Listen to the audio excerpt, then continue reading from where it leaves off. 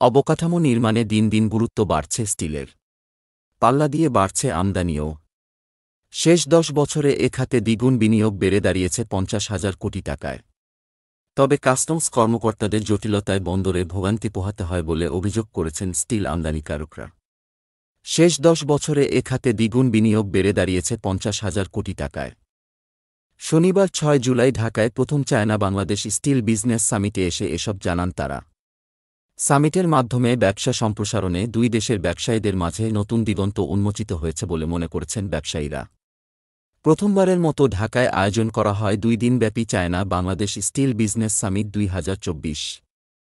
রাজধানীর হোটেল রেডিসনে যৌথভাবে এ আয়োজন করেছে Bangladesh iron and steel importers association ও alliance of China steel import and export. এতে সরবরাহকারী হিসেবে অংশ নিয়েছে চায়না 24টি প্রতিষ্ঠান, যা ব্যবসা সহজীকরণে নতুন মাত্রা যোগ করেছে বলে জানান বাংলাদেশের স্টিল আমদানিকারকরা।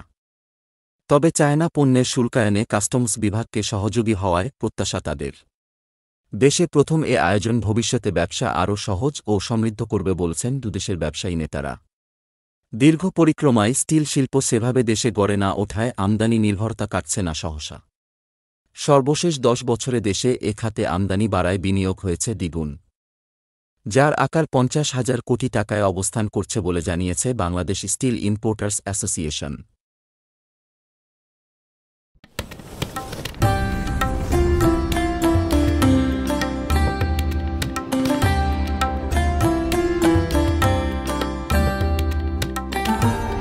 এমই টিভি, স্বাধীন বাংলার স্বাধীন কণ্ঠ।